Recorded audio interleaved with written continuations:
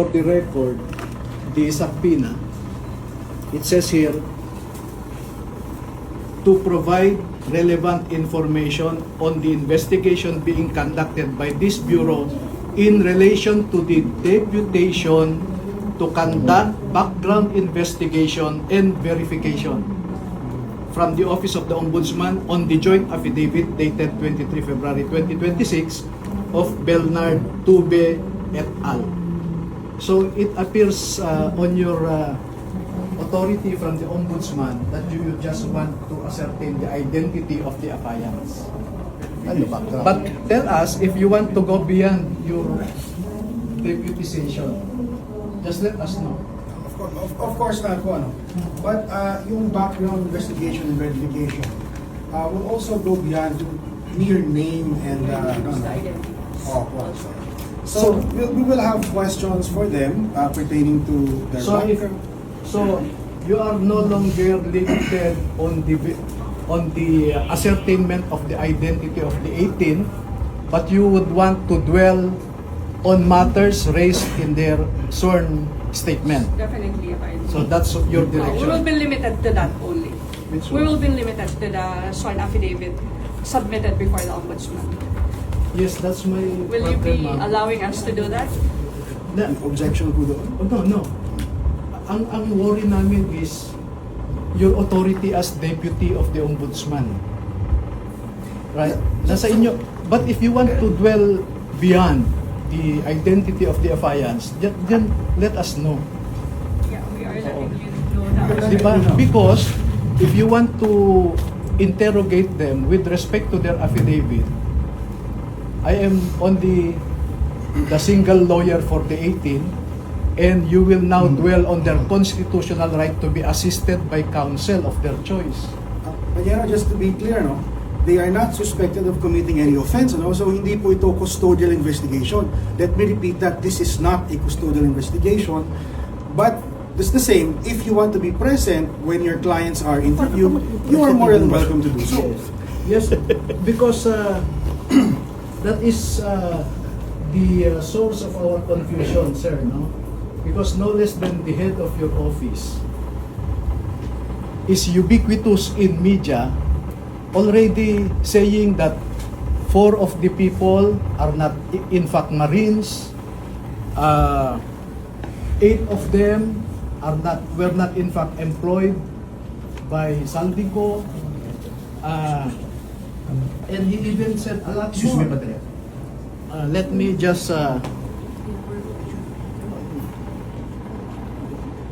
just point this out.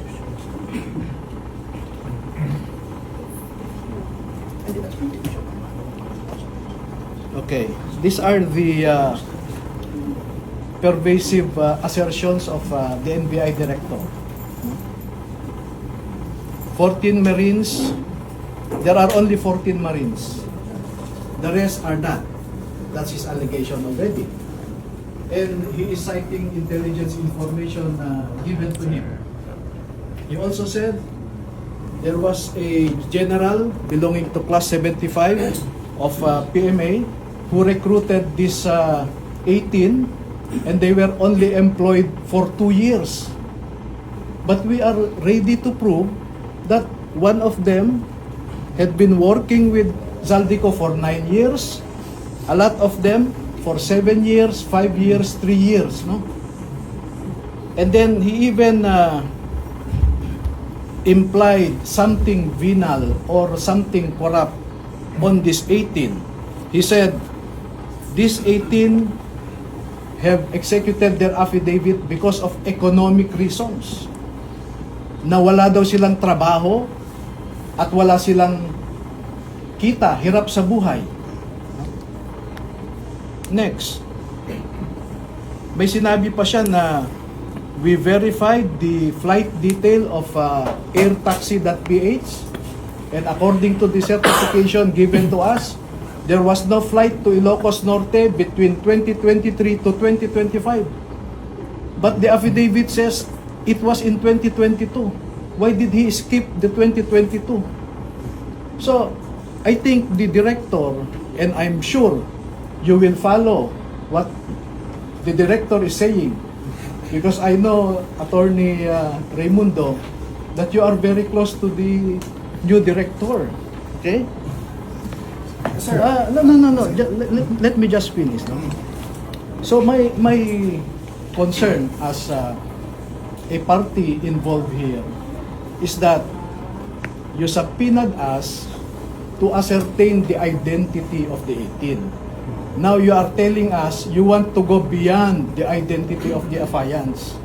So, under what authority are you trying to do that? Because you are limited by the deputation by the Ombudsman. And if you want to get into the details, the Ombudsman already sent me a letter requiring us to perform a positive act of supplying additional information, etc., etc.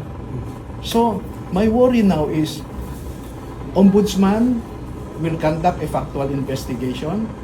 NBI will also conduct its own factual investigation that is beyond the deputation of Ombudsman.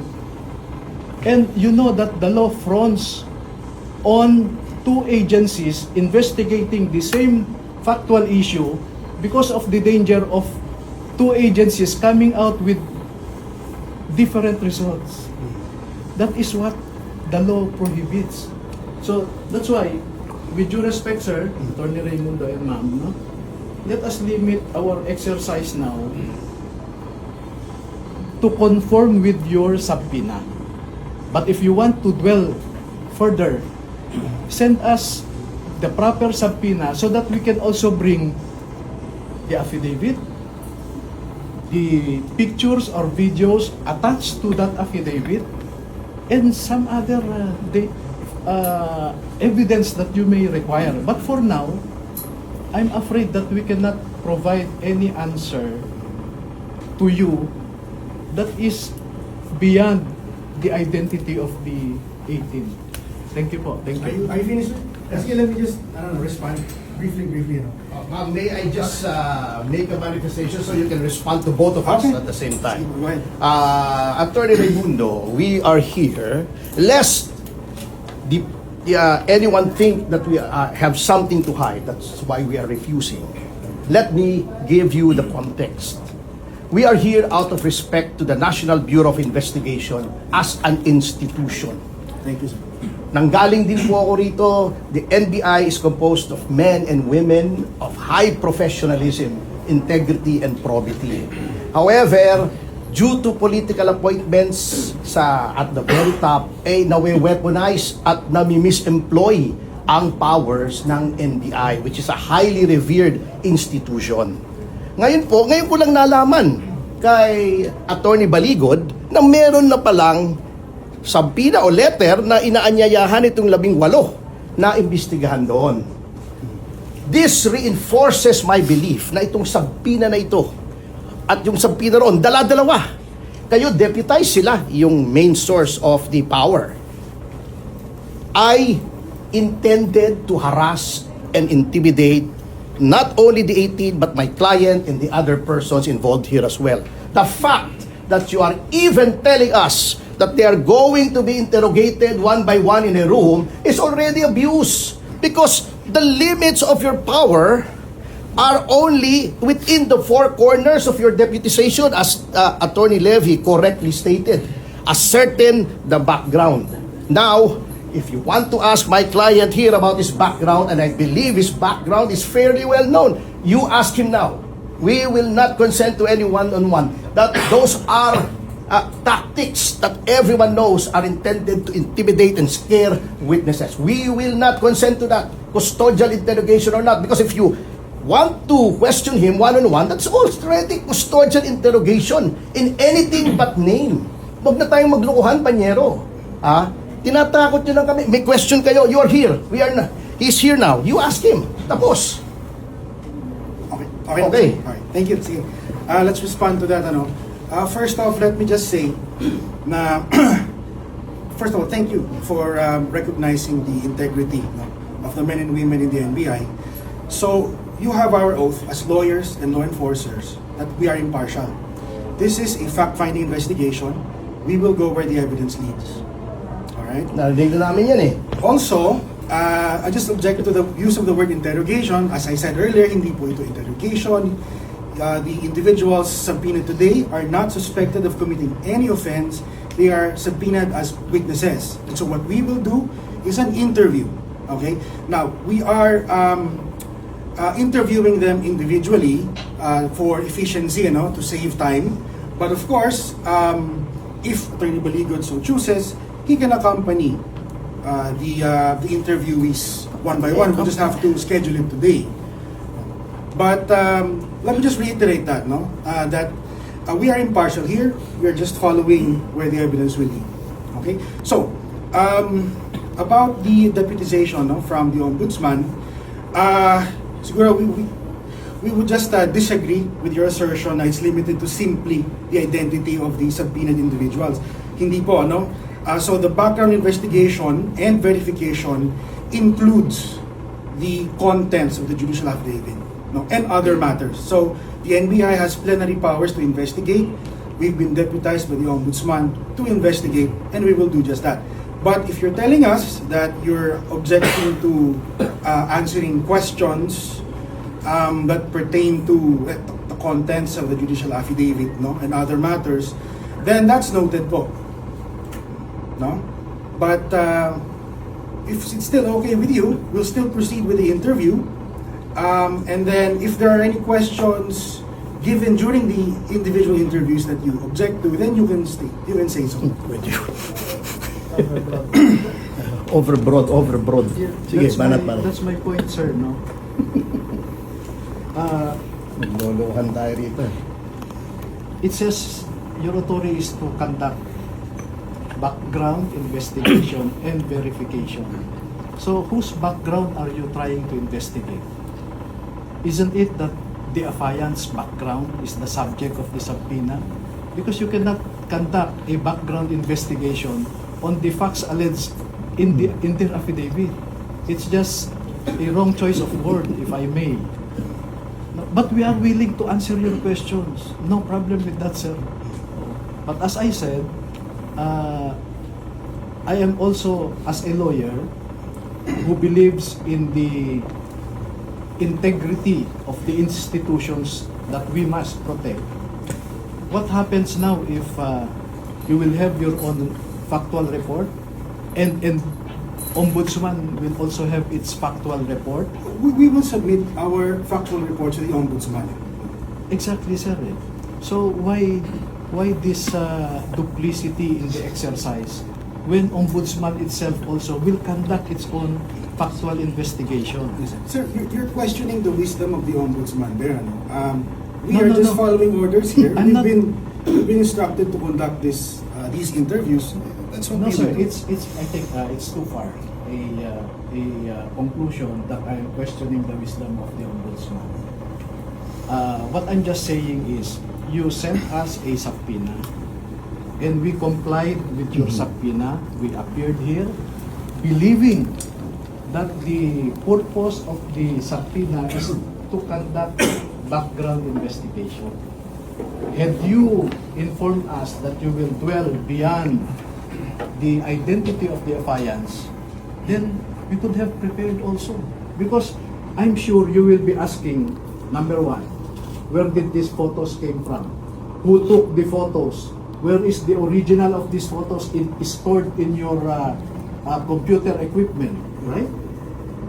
Those will be your logical questions. Number two, who recruited you to execute your affidavit? Do you want to answer that now? Okay? Yeah, we are ready. No? Number three, you would want to say, is there anybody, were you paid to execute this affidavit? Those will be your questions. Diba? Who is now providing for your food, for your security, etc. Since when were you employed with Zaldico? Who is this general belonging to class 75 that director had been saying, recruited you, we are ready to answer all of those. With So, due sir, respect. what do you suggest so we can proceed to that Those are point? good questions. Maybe you can answer now. Yes, I can. If you want. But So as what I do you said, suggest, ma'am, ma'am? as What I do you said, suggest, sir? as I said, So at least we can come to an agreement. yes, they send us another subpoena so that, you know, you will be asking, where is the original of this picture? They don't have it with them. Because they were not told to bring it with them. We can always issue another subpoena. No? Just because we issue the subpoenas for today does not Yes. mean we're precluded from issuing Yes. one or two in the future. Exactly. Yes. So we can agree, for now, we can establish their identity. The director is saying 4 of them are not Marines. Are you ready with their identity documents, sir? Yes, even their serial number. All right.